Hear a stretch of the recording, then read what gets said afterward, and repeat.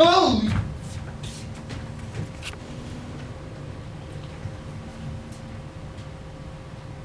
Who's this?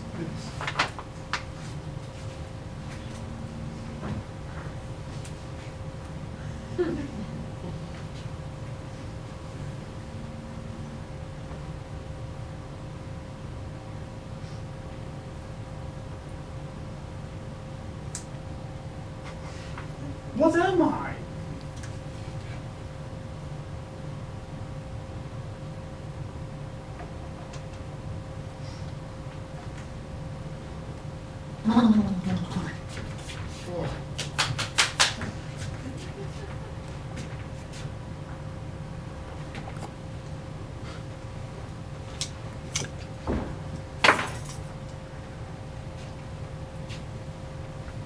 Yeah, hi. Could you send a taxi right away, please? To my home address, yes. Where to? Oh, to the Himalayas.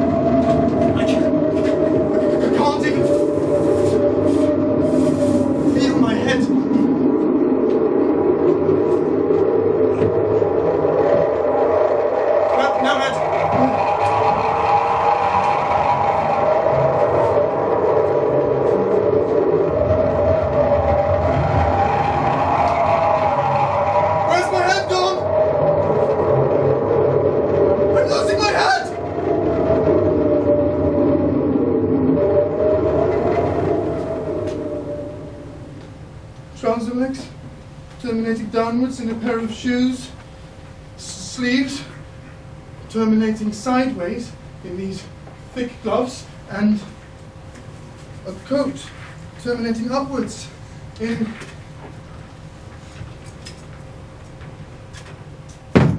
So what was it all terminating in? Absolutely nothing. And this nothing, this hall where a head should have been, was no ordinary vacancy, no mere nothing. Well, no mere nothing. Wasn't it a little chilly up there, didn't you say? Oh, it was cold. Ah, stuck up the world's highest killer peaks. Frozen, weren't you? Or maybe just a bit loopy? Loopy, no, not really. It was all absurdly simple and clear. Just for a moment I stopped thinking. Reason and imagination and all mental chatter died down. For once, words really filled me. Yeah, right. Look, it's true. I forgot my name, my humanness, my thingness, all that was me or mine, past and future, dropped away. To look was enough. And that's when you lost your head. Well, I found some trouser legs and sleeves and so on, but I couldn't see any top, not at all. Certainly not a head. Right, now, the first wonder of your Himalayan discovery is wearing off. Look, you live in this house, which is your body, and you are staring through its two little round windows at the world. Well, it isn't like that at all. As I gaze into the world, what does that tell me how many eyes I have here? 2, or 3, or hundreds, or none? The world says I see through these two tiny peepholes, but in fact only one window appears on my facade, wide open and frameless. There exist then two widely different species of human being. The first, of which I know countless specimens, evidently has a head on its shoulders, and by a head I mean a round, opaque, hairy, coloured ball with various holes in it, whilst the second, of which I note only one specimen, says he has no such thing at all? Well, you could think of it like a TARDIS. Very different on the inside than on the outside. And who's to say that not everybody sees things the same way? I can only speak for myself, and from here, at zero distance, I see lots of heads and faces out there, but none over here. Oh, you poor thing, have you been the victim of a lifelong hallucination? Yes! And by hallucination, I mean what my dictionary says. Apparent perception of an object not actually present. I had never seen myself as a decapitated but still living biped. I had been blind to the one thing that is always present. Your head, which is empty. On the contrary, this is very much occupied. Well, No, listen. It was a vast emptiness that found room for everything. Room for the sparkling green of the grass, the pink-edged whiteness of the snows, boundless blue sky. I had lost a head and I gained a world. It's quite simply breathtaking. Well, come see for yourself.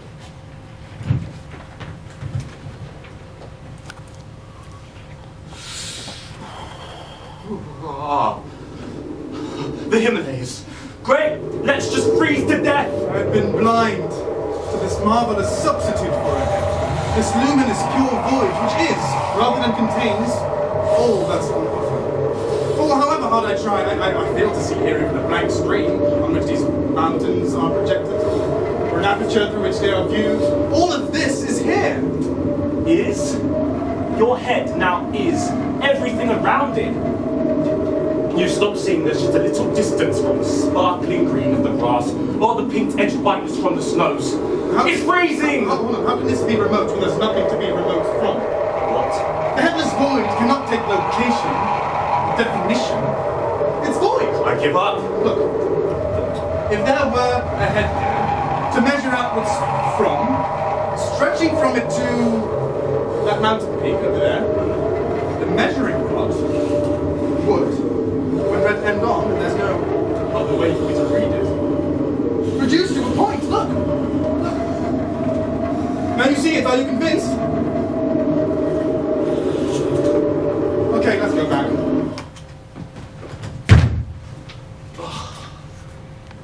In any case, there are several common sense objections which refuse to be put off any longer. Questions which insist on reasoned answers, however inconclusive. It becomes necessary to justify one's vision, even to oneself. One's friends may also need reassuring. He who doubts from what he sees will never believe. Do what you please. William Blake? Yes! Well, do you know, my rational brain dabbles in poetry. Well, it's just information, as that's what you'll have to tell your friends. Oh, but no arguments can take away from my experience, which was as plain as tasting strawberry jam. However, the attempt has to be made, unless one's life is to disintegrate into two idea-tight compartments, one with a head and one without. So my first objection is, your head may be missing, but not its nose. Surely you can see it preceding you wherever you go. If this fuzzy, perfectly transparent cloud suspended on my right is a nose, and this other suspended on my left is 2, then I count 2 of them and not 1. But look, everyone has an opaque, a nose. Everyone has a nose. But I have 2 clouds. So whereas nearly every human being has a nose apiece, you have none? I have 2 clouds, like I said. All the same, if some skeptic wanting to prove a point were to strike out in this direction between those 2 clouds, the result would surely be as unpleasant as if you had the most solid and punchable of noses. What's gotten into you? What about these touch feelings? Aches, pains, tickles, never quite absent from this region. Surely they add up to massive evidence for the existence of your head right here. I find they do nothing of the sort. What? No doubt a great variety of sensations are plainly given here, cannot be ignored, but they don't amount to a head or anything like one. All sorts of ingredients are plainly missing here. Can't see any coloured shapes in 3 dimensions here. I can see eyes, a nose, everything. You think you can, but you're making them up. Okay, well, humour me then, and kindly feel that clear space just to show me there are no obstructions. When I start groping for my lost head, I only lose my exploring hand as well. Apparently this magical space where I thought I kept my head is like a beacon fire that consumes everything so as to remain clear. But what about the aches and the pains and the tickles? Well, they can't shade this central brightness more so than the mountains and or the sky could. No. My world and my head are incompatibles. There's no room for both at once on these shoulders. And it's your head, with all its anatomy, that has to go? Look, if you can't see what I am, and especially what I'm not, it's because you're too adult, too knowing, too credulous, too intimidated by society and language to admit the situation for what it is at this very present moment. It takes an innocent eye and an empty head to admit your own perfect emptiness. Look, this ain't a matter of argument or philosophical acumen or working oneself into a state. No, it's one of look who's here, instead of think who's here, instead of take everybody else's word for what's here. I'm looking, and I can see it. Here. Well, okay, then I invite you to come and see for yourself. But you must be honest and describe exactly what you observe and nothing else. Now go on, you like experiments, demonstrations. Let's just try this thing together. Okay. Great. Starting up on the far side of the room. Here? Yeah, over there. Now, what can you see? A full-length person with a head. Right. Now, start walking towards me.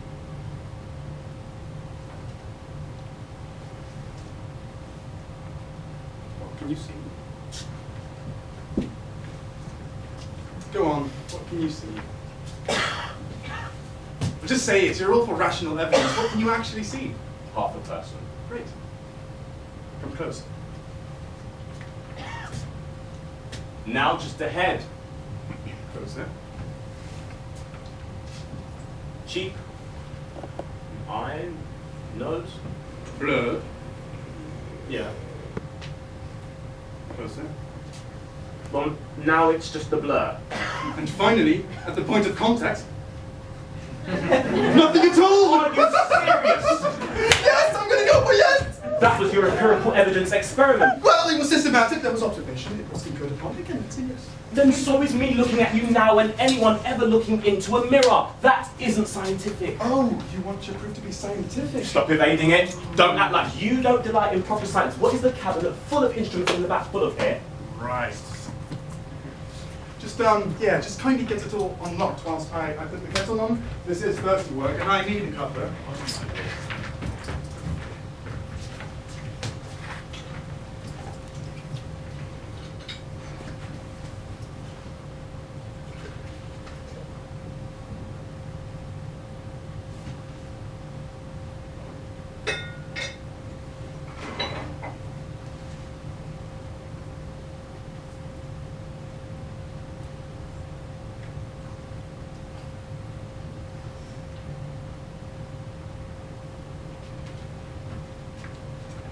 What? What? I don't know when they'll be back.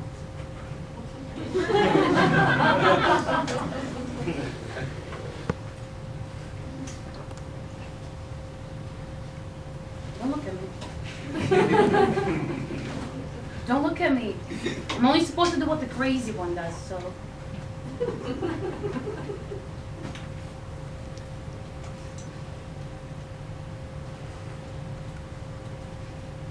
Okay. Fine.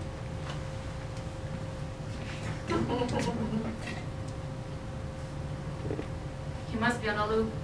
He could take a while.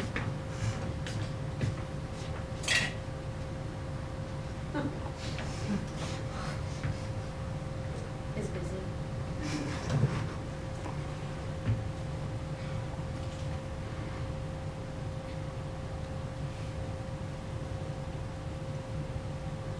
Well, don't mind me. Grab her a snack or something. I don't know.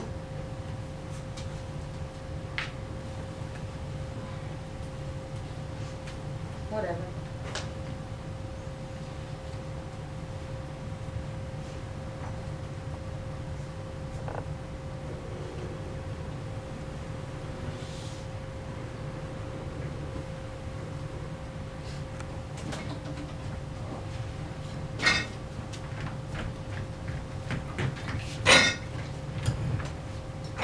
Here we are!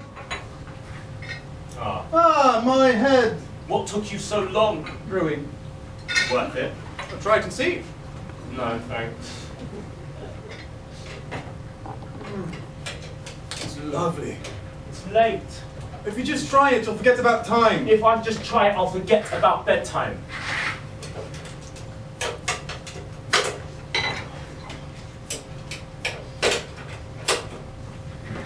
I've set up Set up for what? to test anything that you want to, that we have the means to. See? Caffeine's effects from tea subside fairly quickly, leaving the L-theanine to work its wonders. Calming and relaxing. L-theanine is an amino acid that reduces mental fatigue and increases reaction time, helping with working memory and focus. I know. So Zen monks use it to meditate. You know all of that through me, so why are you bothering? Well, I wouldn't know how to enjoy it through you. Shall we just get on with the experiment before I lose my head? Oh, you've already lost your head. But some tea could help with that. And the experiments. So, how are we doing this? Firstly, we would need a magnifying glass, some tweezers, and a scalpel. Scalpel. Yes? Are you excited? To find out I still have a head, I can't contain myself. Great! Then bring those things along.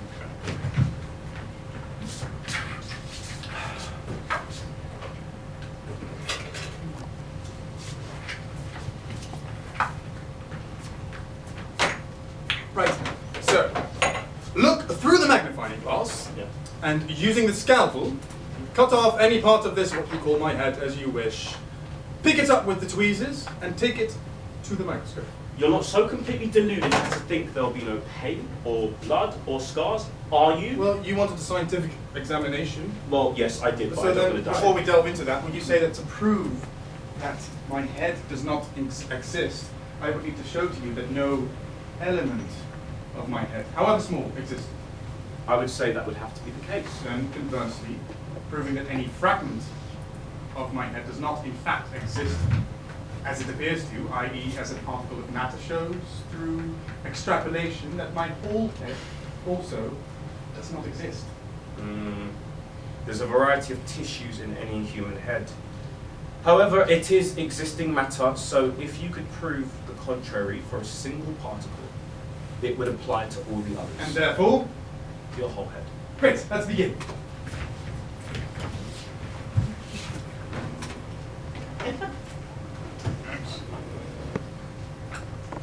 Oh, kind of you to go for a dead particle. I didn't want a scar.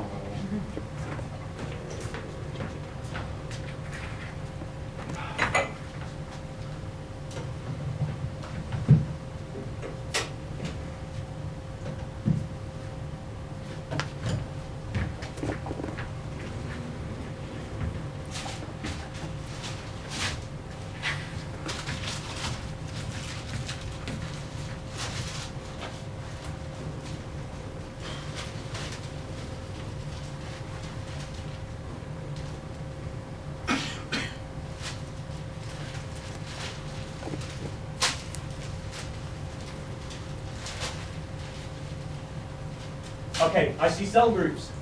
Can you touch it? Yeah. Good. That means they're still there then. Now look closer. Focus on one cell. Yeah, done.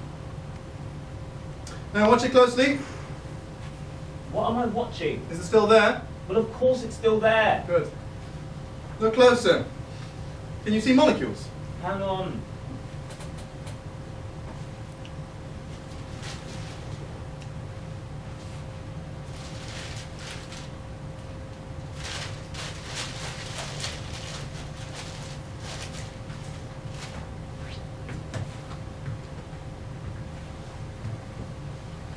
How's it going? I'm just adjusting the focus. Oh. You mean you can't see it? No, it's just a matter of focus. Is it? Got it? Brilliant! Now what? Now look closer. Closer. Of course. What game are you playing at here? No game, that's just what we set out to do. Look closer and closer, only this time using scientific instruments and methods. But we don't have an electronic microscope. Oh, so you won't be able to see atomic columns and atoms then, will you? Not with this equipment. So you can't prove they exist, can you? I could if we had an electronic microscope, unless you'd argue your head's matter would vanish on the way there. Okay, right, so let's play it your way. With the right technology, you'd be able to see atoms, right? Now, what if you looked closer? As you know very well, one can see nuclei. And an electron's path was filled not that long ago. Yeah. That is where matter ends. And that's where void begins. That's where really close examination takes you to a place where nothing is to be seen, to space which is empty of all solid material objects. Vacancy. Electrons and protons are minuscule, but they are there. Well, even school children know that an atom's nucleus, compared to an atom, is like a cherry in a stadium. And all that space in between, the vast majority of every single atom is pretty much, well, it is actually empty. Not empty, just void of other particles. And it is particles of matter we are debating over, isn't it? I see the technicality. No, don't you? The reality you're seeing is blind to this most shocking, most fundamental scientific fact that at least 99.999% of every single atom is pretty much empty. So according to science, the actual size of my material head is less than 100,000th of that it appears to be. Did you... Wait. Did you just say the size of my actual material head? Thank you. You've just said it yourself. Yeah. Scientifically speaking, the total size of particles of matter amounts to about 3 cubic millimeters, i.e. pretty much the perceived volume of one's skin shed in a year of one's face alone. Except the atomic makeup applies to skin, too. Oh, good work, Sherlock. Yes, you are entirely right. So I am perfectly satisfied to concede that, according to science, yes, my head amounts to about 3 cubic millimeters. That accounts for the 2 foggy patches. You are incorrigible. I'm just awake. Tea? So why put me through all that then? Scraping up your skin cells, and what was the point? To see how far this would go. And without really going through it, we wouldn't quite have been able to get to this point. Now, don't you agree? My head hurts.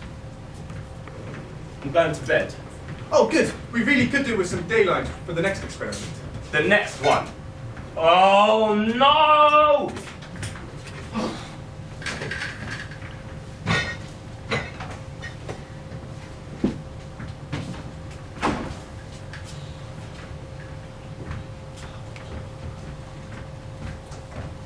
Are you ready? Yeah.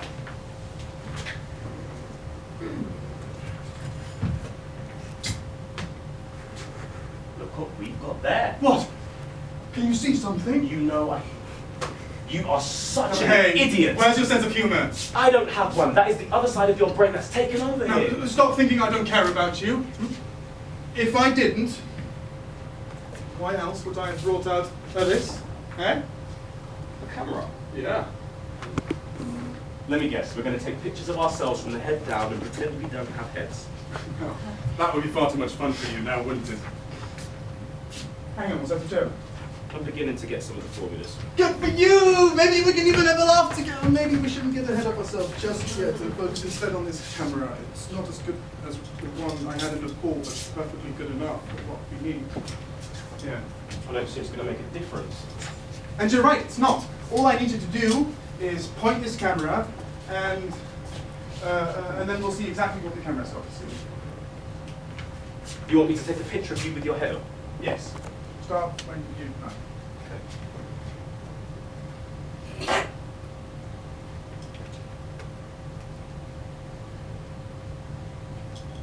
Good.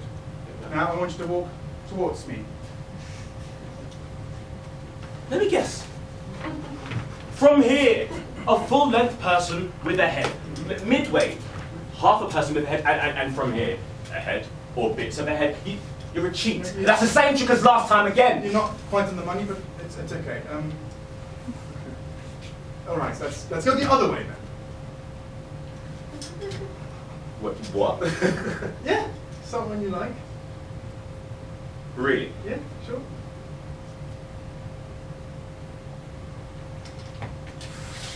Okay. What do you get?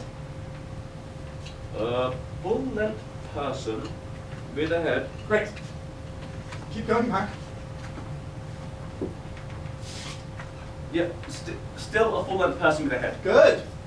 Keep going. It's the same, but smaller. Carry on.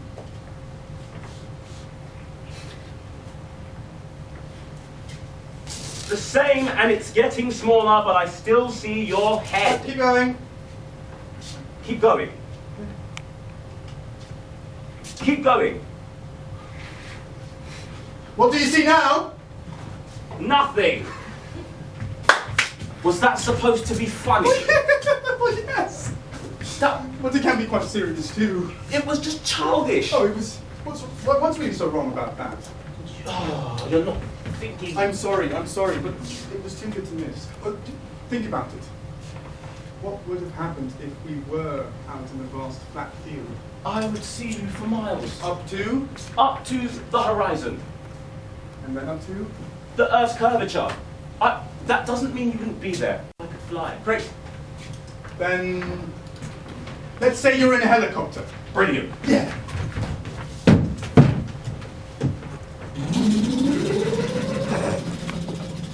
I still see you though. You're very small.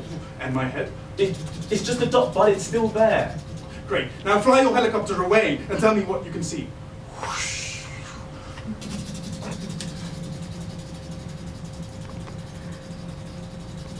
I still see you. I can still see you. I still see. I have just exchanged a helicopter for a spaceship. Ah.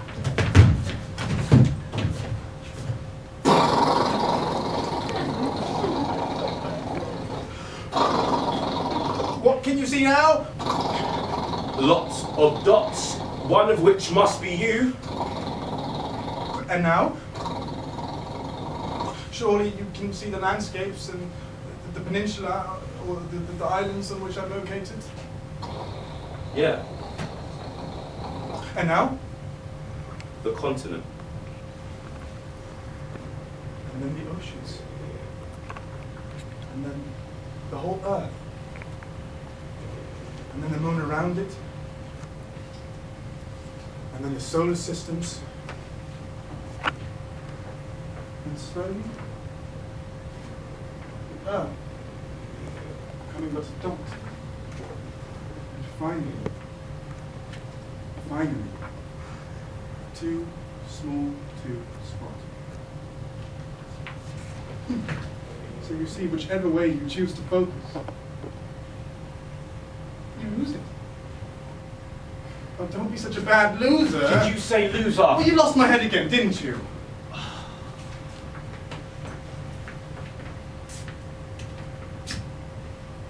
So why am I still here? Shouldn't I be gone entirely? Well, now you've got the point. Well, actually, maybe you're just an hallucination too.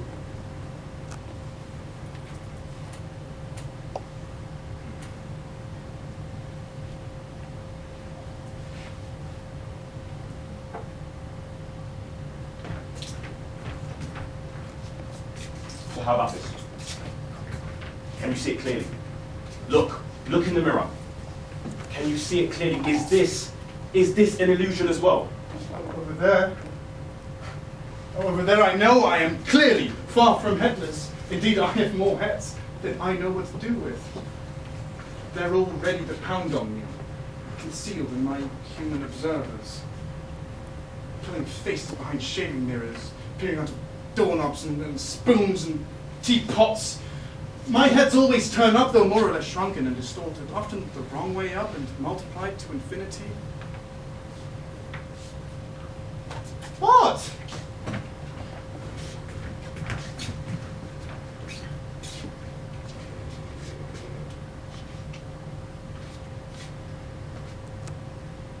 You can see 3 heads now, can't you? So, are you taking it all back? Back! No? Well, don't worry, these loose heads can never amount to more than impermanent accidents, which fails to affect this head in the slightest degree. That I can see. You know, when I was younger, I never used to recognize myself in the mirror. Neither do I now that I've regained my innocence. That doll, always aging human, is the opposite, in every way, from my real self, in here. Oh my goodness. You've truly lost it. No. I've never been anything but ageless, measureless, lucid, and altogether immaculate. You need help.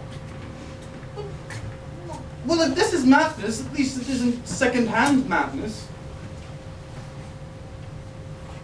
It seems unthinkable to me that I should ever be confused with that staring wreck over there. What wreck? Yeah. Well, in my saner moments, I see the person over there. Too familiar one who lives in an other room. Who seemingly spends all their time staring into this room. Other room. Did you just say it? Yeah. Did you see how they're facing here? When I'm facing there? You completely lost the plot. Well, you take it easy. You too could disappear. That is a point. Where are you going? I've got a call to make. Don't you disappear! However clear to me, it seems as if this first-hand experience seems wildly paradoxical and an affront to common sense. Did I even share it with others? Maybe I can get you to see how it works. Hang on a second.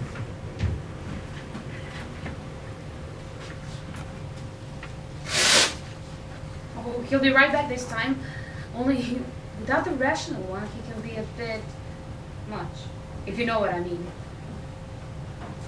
Are you ready? Are you ready? Look at me, over here. What do you see? Is it your face that you can see over here? If I get closer, do you see your face over here? There's no obstacle here for me to perceive any of your faces, and I'm sorry, but I, for one, can only see your faces over here, yes? It's just how it works. Look, if I take off the blinkers, the boundaries of it disappear too.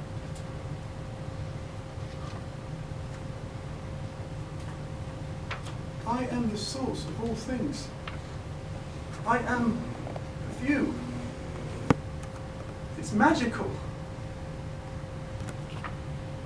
Realizing this brings me so much peace and quiet joy and clarity. I feel like I've dropped an intolerable burden. And my ego and my mind are no longer in the way. And everything is so still at the center. When you're tired and bored at rush hour, just stop and notice. It's the scenery that's doing all the rushing, whilst you can claim back your tranquility.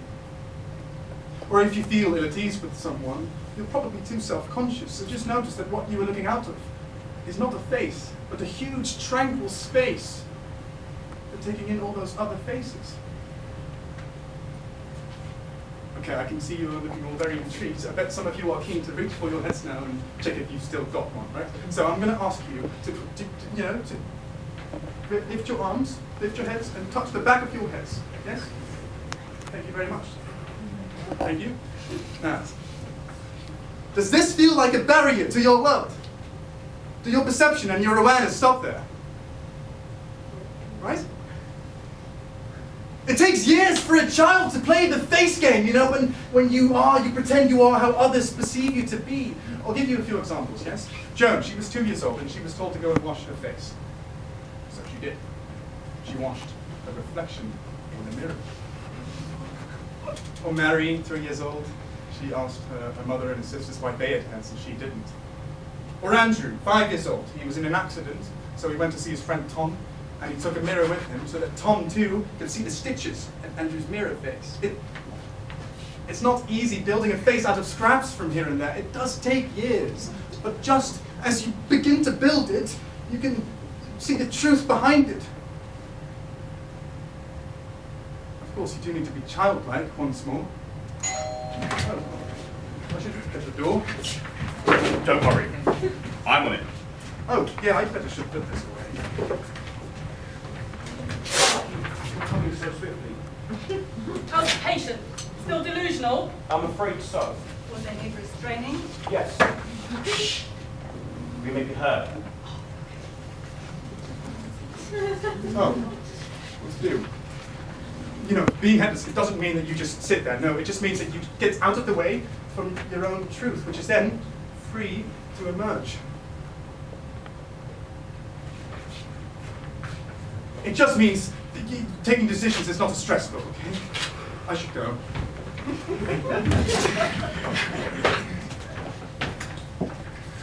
Okay then. Will you help us with the restraining? No. I'll just be in the back. Oh. There's a lot of them here. Yes. Which one are we looking for? Well, I don't know.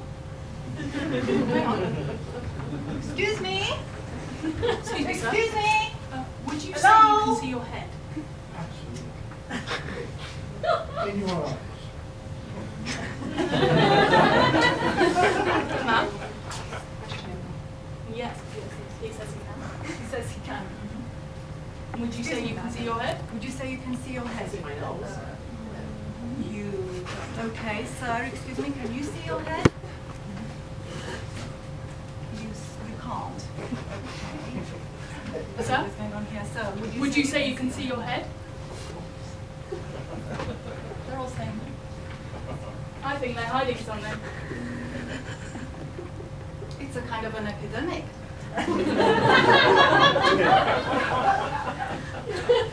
I think there's only one thing for it. We'll take them all in for testing.